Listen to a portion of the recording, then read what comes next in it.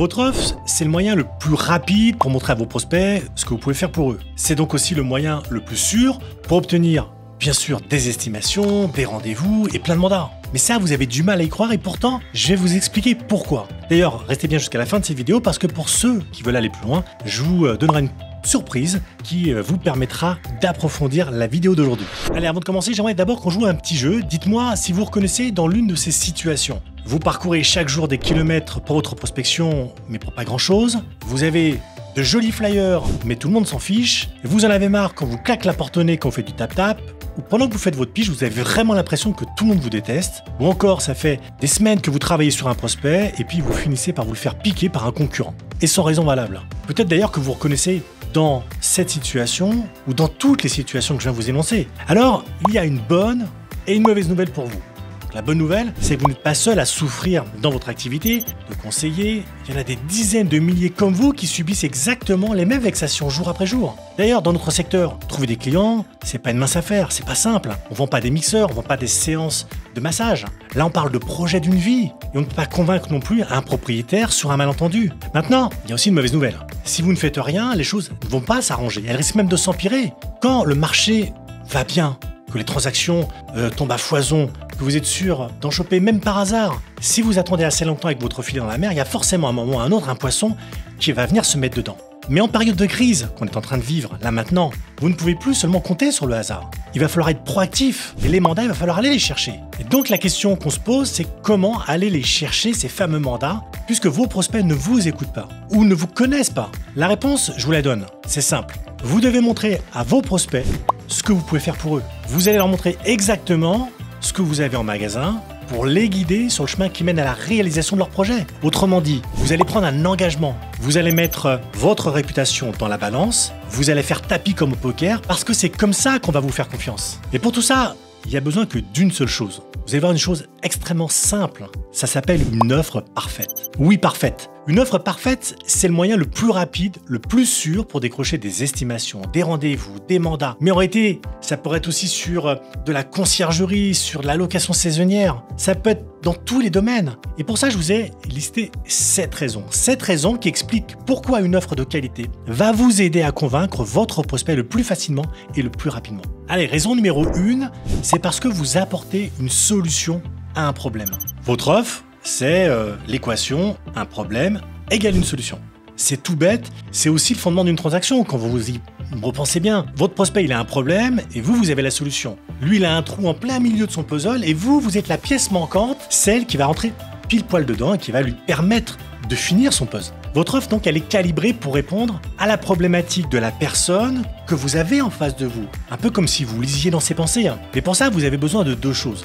La première, qui est assez importante, c'est que vous devez bien cibler votre prospect. Donc savoir exactement à qui vous voulez vous adresser sur votre secteur. Et vous devez, dans un deuxième temps, devoir connaître son problème sur le bout des doigts pour pouvoir y répondre. Et connaître son problème, ça veut dire quoi? Ça veut dire qu'il faut comprendre le contexte de son projet de vente. Puisque là, je vous donne l'exemple sur un projet de vente, mais on pourrait l'utiliser sur bien d'autres sujets. Donc si on repart sur le projet de vente, il y a donc des objectifs, il y a des obstacles, ceux qu'il rencontre, il y a les contraintes sur lesquelles il doit composer, il y a aussi les pièges qu'il doit éviter, mais aussi ses blocages psychologiques, les croyances limitantes qui l'empêchent d'avancer. Et à partir de là, votre solution, c'est le plan d'action qui va aider votre prospect à aller au bout de son projet, sans stress, comme si vous lui faisiez prendre un raccourci pour l'éloigner de la douleur. La raison numéro 2, c'est parce que vous montrez à votre prospect que vous le connaissez parfaitement. Imaginez un instant, vous discutez avec un prospect vendeur, il vous explique son projet. Il vous parle de ses freins, et là, boum, vous dégainez l'offre qui répond alors en tout point à ses attentes. Est-ce que c'est un miracle? Non. Votre prospect, il n'y a rien de magique là-dedans. Et d'ailleurs, votre prospect le sait. Par contre, il va se dire une chose, c'est que vous le connaissez bien. Que vous le connaissez même très très bien. Et oui, parce qu'en lui proposant une solution qui répond à son problème à lui, vous lui montrez que vous avez compris son besoin et que vous savez précisément ce qu'il attend. Il a l'impression que cette offre, elle s'adresse à lui en particulier et qu'elle a été conçue pour lui sur et dans un service entièrement personnalisé. Et c'est exactement ce qu'on cherche à faire quand on construit une offre irrésistible. On essaye tout simplement d'identifier exactement les composantes qui vont toucher notre prospect type, et c'est ce qu'on appelle d'ailleurs une niche en marketing, et de trouver les mots qui vont le faire réagir. Alors, on parle de l'offre, mais c'est aussi le principe de la page de vente. qui détaille l'offre. Si vous ouvrez une page de vente, vous savez, cette fameuse page qui généralement est la page de destination lorsque vous arrivez, quand vous cliquez sur un bouton qui dit « Profitez de mon offre », que vous avez déjà tous vu. Donc, si aujourd'hui vous ouvrez une page de vente, n'importe laquelle, vous allez remarquer qu'il y a pas mal de contenu. Et ce contenu, justement, on l'utilise pour raconter une histoire, pour faire du storytelling. Et tout ça n'est pas fait bien sûr gratuitement, il y a une vraie démarche derrière. Une page de vente, ce n'est rien d'autre que le véhicule d'une offre. C'est là qu'on s'adresse directement au prospect en lui disant « Et toi, je sais exactement ce qui ne va pas. Moi aussi, je suis passé par là et j'ai la solution qui va te permettre d'atteindre ton objectif, qui va tout changer. » Et ça, c'est le genre de page qu'on lit en se disant « On dirait que ça a été fait pour moi. » Et il ne faut surtout pas sous-estimer la puissance de ce storytelling intégré à l'offre. La troisième raison, c'est parce que vous faites une promesse. Une offre, ça n'est jamais seulement une proposition de service du genre « Je vous aide à trouver une maison plus grande » ou « Je vais vous louer votre appartement pendant toute la saison de ski ». Si c'était juste ça, on ne pourrait jamais convaincre personne. Ça serait un peu comme une publicité ou une agence de voyage qui dirait « Waouh, on vous aide à organiser votre voyage ». Oui, mais c'est un peu le principe d'une agence de voyage, non? Est-ce qu'un restaurant ferait sa pub en disant « Ici, on vous sert à manger ». Non, je crois pas. Mais en vrai, c'est un peu ce que vous faites. Vous, je veux dire, présentez l'évidence comme un argument de vente. Une offre, elle va forcément plus loin que ça parce que ce n'est pas seulement un service, c'est une promesse. Pas ce genre de promesse-là. Non, une promesse réelle. La promesse de faire réussir votre prospect et la promesse de changer sa vie, de transformer son quotidien et de le faire passer à un statut supérieur. D'ailleurs, à travers cette promesse, vous prenez un engagement. Vous posez votre réputation sur la table. La raison numéro 4, c'est parce que vous montrez les bénéfices de votre offre. Je pense que quand on parle d'offres de services, de transactions, on a tendance à aborder le problème par le mauvais bout. Moi, j'ai démarré le métier d'agent immobilier dans les années 90. Je fais partie donc de cette génération à qui on a martelé que le meilleur moyen de faire du business, c'est bien sûr de balancer des flyers, de faire de la pige, et vous connaissez toute la suite. C'est triste à dire, mais on est en 2024 et ça n'a pas changé pour autant. Il y a encore beaucoup trop de conseillers immobiliers qui, face à des prospects, ne font que parler d'eux. Moi, j'ai 30 années d'expérience, ou encore moi, je peux vendre votre maison en claquant des doigts, ou moi, j'ai un listing d'acquéreurs tout près, ou encore, le top du top, je publie sur 50 ou 100 portails d'annonces web. Sauf que, en réalité, ça, ce ne sont que des instruments, mais ça ne dit pas à votre prospect ce qu'il va obtenir à la fin. Et puis, il faut être franc, votre prospect s'en fiche un peu. Les moyens que vous allez mettre en œuvre pour vendre sa baraque, lui s'en fout. Lui, ce qu'il veut, c'est que sa baraque se vende au prix qu'il veut et qu'il puisse potentiellement acheter soit sa nouvelle résidence, soit s'acheter, je sais pas, un pied-à-terre au bord de la mer. Je vous donne un autre exemple. Quand vous allez au restaurant, vous moquez de savoir avec quel ingrédient est fait ce plat. Vous, ce qui vous intéresse, c'est de vous installer et de profiter pleinement du moment. C'est la même chose quand vous choisissez d'ailleurs une nouvelle télé. Vous vous moquez de savoir quel matériau elle a été faite. Vous allez plutôt vous focaliser sur la définition, la taille de l'écran, la beauté des couleurs, potentiellement le design. En gros, ce que j'essaye de vous démontrer, c'est que dans une offre, ce ne sont pas les moyens qui comptent, c'est la finalité. Qu'est-ce qu'on va obtenir à la fin? Avec votre offre, vous amenez votre prospect à un statut à un niveau supérieur. Et justement, c'est est-ce que cette offre, l'offre que vous lui proposez, va le rendre plus heureux ou encore va lui éviter de faire perdre de l'argent. Et pour votre prospect, c'est tout ce qui compte. La cinquième raison, c'est parce que le prix demandé est en accord avec la valeur apportée. Vous le savez bien, hein, pour un produit ou un service, le prix est souvent l'obstacle qu'on rencontre la plupart du temps. Je suis sûr que vous avez entendu cette phrase 1000 fois pendant une estimation, je ne veux pas payer de commission, ou alors oui mais vous êtes trop cher, ou encore d'accord mais pourquoi je vous paierais pour un truc que je peux faire moi-même. Mais je vais vous dire une chose, les gens qui vous disent ça, ils ont raison. Mais oui, ils ont parfaitement raison. S'ils estiment qu'ils ne devraient pas payer le prix que vous demandez pour ce service, c'est parce qu'ils n'en perçoivent pas la valeur. Ça veut dire que votre service n'est pas bon, qu'il n'a pas de valeur. Ça veut juste dire que votre prospect n'arrive pas à la voir, ou plutôt vous n'arrivez pas à lui montrer. À ce propos, je vais vous donner un exemple. À Paris, depuis quelques années, on a des bars à coquillettes. Je ne sais pas si vous en avez entendu parler. Vous savez, ces fameuses coquillettes qu'on paye à 1 € le kilo chez Carrefour. Eh bien, ces fameux bars à coquillettes, ils ont déclenché une mini polémique sur Internet. Alors, si vous êtes sur Google, vous arriverez vite à en voir quelques extraits, où vous avez des gens qui se déchaînent sur justement ce type de restaurant. Pourquoi?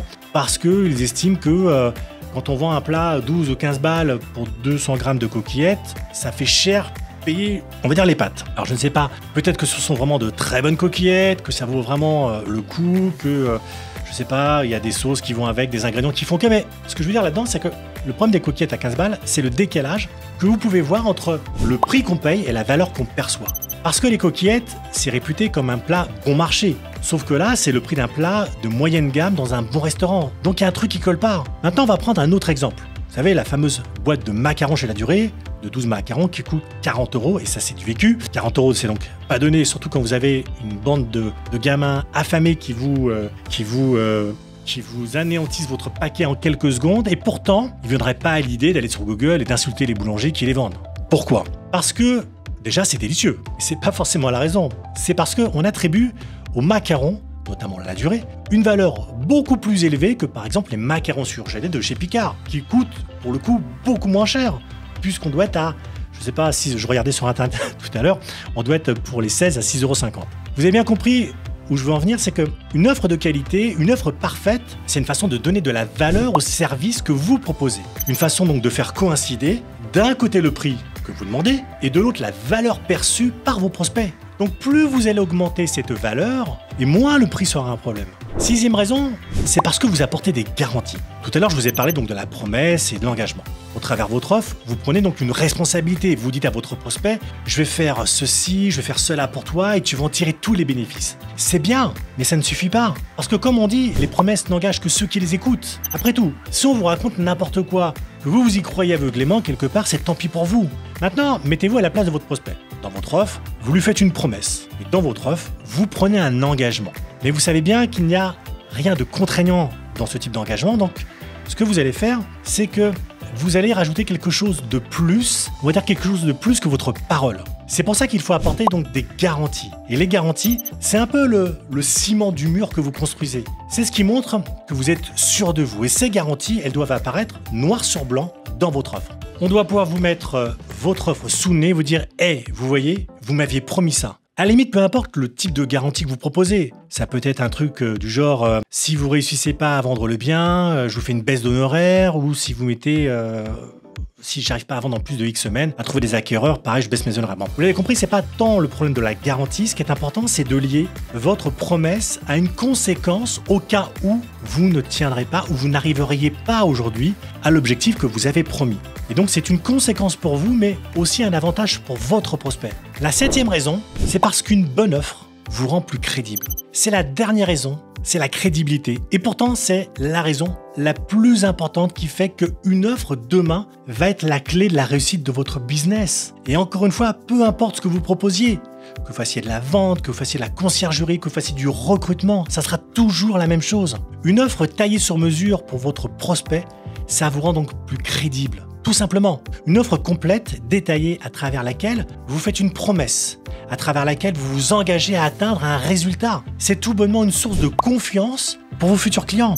Parce que vous montrez ce que vous allez faire, ce que votre prospect va obtenir, où vous voulez emmener votre vendeur et qu'est-ce qu'il va gagner à vous confier sa vente. On va faire une analogie. Vous voulez effectuer les travaux dans une maison. Est-ce que vous allez donner, on va dire, la confiance à l'entreprise qui vous dit oui à tout et qui vous donne pas plus d'informations que ça, ou à l'artisan qui lui vous fait une offre détaillée, il s'engage à réaliser votre chantier dans un délai imparti, à tel prix, et tout est écrit noir sur blanc. Alors bien sûr, je parie que vous allez prendre la deuxième version qui est l'artisan. Et de la même manière, vos prospects préféreront travailler aussi avec la personne qui les aura le plus inspiré confiance. Vous l'avez bien compris, une offre solide et qualitative, c'est donc le moyen le plus sûr et le plus rapide pour montrer à vos prospects ce que vous pouvez faire pour eux. Je vous l'avais promis en intro, si vous voulez aller plus loin, vous pouvez regarder ma Masterclass gratuitement, comment créer une offre irrésistible, unique que vos prospects ne pourront pas comparer sur le marché. Il suffit de cliquer sur le premier lien qui se trouve en description, vous renseignez votre email et je vous l'envoie tout de suite.